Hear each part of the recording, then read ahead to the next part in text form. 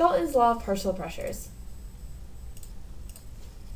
In this video, we'll be discussing the Dalton's law of partial pressure. We'll also be solving both conceptual and mathematical problems that involve mixtures of gases and using Dalton's law. First, we need to work on some definitions. Partial pressure is the pressure of individual components of the gas. So if you had a mixture of two gases, the partial pressure of each one could be different. They could be the same, of course, if you had the same amount, but these are going to be of the individual components. So now, Dalton's law of partial pressure says that the total pressure of the mixture of gases is equal to the sum of the individual components. So if you have one component with 1 atmosphere and another component with 2 atmospheres, the total pressure will be 3 atmospheres. Let's look at that another way in a little bit more of an equation form, but it still means the same thing. So here's how it's typically represented, where we have pressure total is equal to the pressure of component A, the pressure of component B, and the pressure of component C. Now again, this is the same thing as saying, let's say for this mixture over here, which has two different components, if one was at 1 atmosphere, one was at, let's say, 4 atmospheres now, our total pressure would be 5 atmospheres. It's just adding them up. Now, we can do a little bit of rearranging so that we can get another equation that's useful to us. And so what we can do is we can say, well, we know that P for each one of these is equal to nRT over V from the PV equals nRT equation, the ideal gas law equation. And so we can fill that in for each one. So in other words, we just take PV equals nRT, fill it into this equation to get this. Now let's think about what of these are the same, because whenever you fill into an equation, you're filling in lots of equations, you want to think, what could I factor out to make this equation simpler? What if we look at this and we say, well, R isn't going to change, and since these are all in one container, T and V have to be the same too. You can't have one gas at one temperature and one gas at another temperature all in the same container. Now let's pull out everything that's constant and we can get this. So this is the ideal gas law, only for a mixture of gases. And you can see it's very much the same as the other ideal gas law, but now you know you can just add up all your moles to get your total pressure too. Because of this, there's one other useful quantity that we want to have a reminder on, and that's mole fraction. A reminder on what this is the amount of moles that you have of the part, so in other words, one of the gases, if we're just speaking of one of them, over top of moles of the whole. This is represented in a formula form where we have moles of, in this case, gas A over the total moles in the entire system. So partial pressure is going to be multiplied by the total pressure times by the mole fraction. Let's look at this one more time and put it into words. If we know that this is true, we know that our mole fraction is you can think of it kind of like a percentage, right? If we were to multiply this by 100%, it would just be a percentage. So it's like the decimal form of that. We know that we have a certain percentage or a certain decimal or a certain mole fraction of A. Well, if we multiply that mole fraction by the total pressure, we get our partial pressure. So this is one of the other equations that we're going to use a lot to flip-flop in between partial pressure of a component and the total pressure. So now we'll go through and do this using the pressure of a box given some very conceptual visual sorts of problems. If I were to say that this box has a total pressure of 10 units, and I'm using just random units here, of course this isn't a realistic example, only having 10 molecules in a box. What's the pressure of each gas?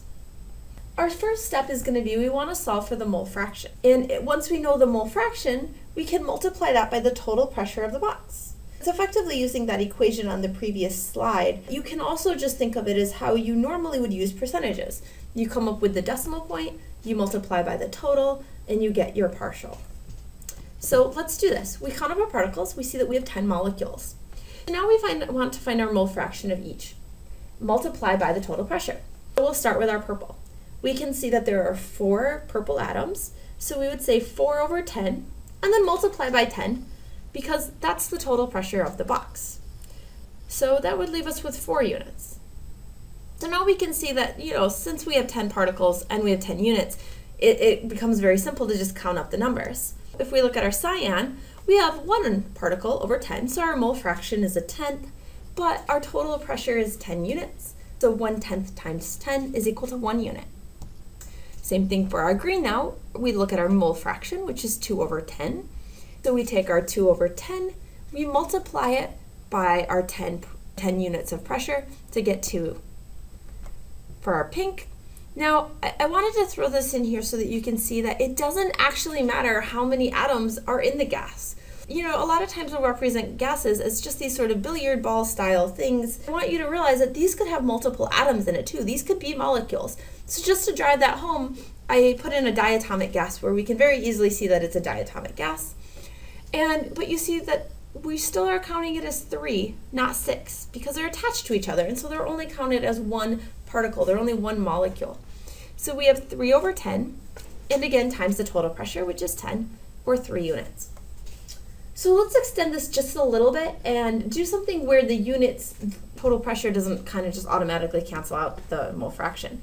So let's say we have the exact same box here, but now our total pressure is going to be 30 units. So we still have 10 particles.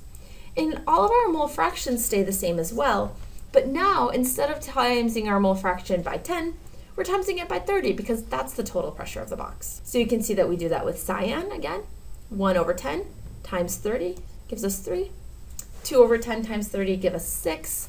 And 3 over 10 times 30 gives us 9. So those would be our new partial pressures of each gas given this setup. So now, of course, this is done very conceptually. Let's go on and look at some slightly harder problems. Now let's look at another example where things are a little bit more realistic. We have an actual unit of pressure, and we know what percentage each of our gases are. I wanted to point out here a different way that these questions can be asked. So here I give you mole percents instead of mole fraction.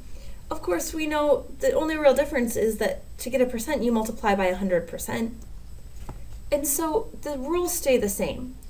We just take our chi, or our mole fraction, which is our percentage, turned back into a decimal point, multiply it by our total pressure of the whole tank, to get our partial pressure of, in this case, methane. We do the same thing for ethane now.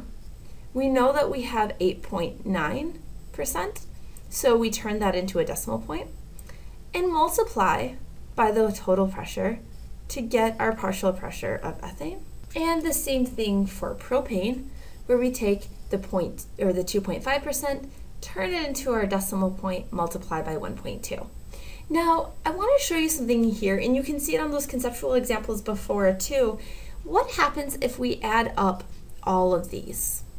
Take a second, add all of these up, and what you see is they add up to be 1.20, and that should always be true.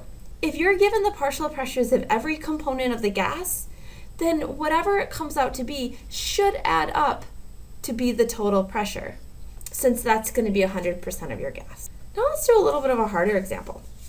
So now we have a situation where we have 2 gases in separate containers. And now we're going to allow them to come to an equilibrium still in those 2 containers. If you look at this, at first it can seem a little overwhelming. Well, we've never done mixtures of gases before when they're separate and now they're coming together.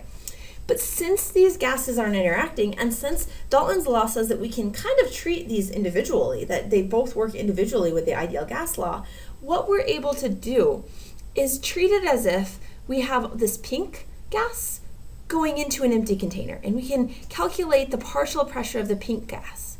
Then we can take the cyan gas and let that go into a quote-unquote empty container and calculate the partial pressure of the cyan gas. So we treat each one as if they're just on their own, as if they're separately and being put into a larger container. But then we know that if those are the pressures, we can just add them up to get the total pressure. So that's what we'll do. Let's start with the pink. So we can use the same sorts of things that we used in previous videos and in class and use P1V1 equals P2V2 because we aren't changing the temperature, or the number of moles of the pink gas. So yes, we're changing the number of moles overall, but we're just looking at these separately. That gives us P1V1 equals P2V2. A thing to watch out for that comes into play a lot here and people make the mistake of doing, remember this V2 is the entire container.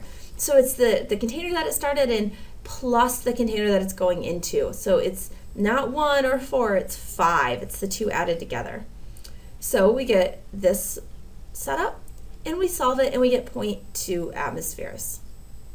We do the same thing for the blue. So we have our 4 liters and our 2.5 atmospheres. we treat it completely separately as if it's going into that whole container. And again, remembering that our new volume is both containers, so it's 5 liters. And you'll see it in all of these, they say something along the lines of, and the valve is negligible volume. That's just telling you that all you have to worry about for volume is the 2 containers added together. Now that we know that our pressure of the blue gas is going to be 2 atmospheres and the pressure of the pink gas is going to be 0.1 atmospheres, we can add those 2 together, and that gives us our total pressure once everything comes to an equilibrium. So we end up with 2.20 atmospheres as our final pressure. So in summary, you now know what Dalton's law of partial pressures is, and we've solved some simple conceptual problems, but you've also seen how that can work to solve for pressures in a mixture of gases. In our case, we did natural gas and looked at the methane, ethane, and propane samples.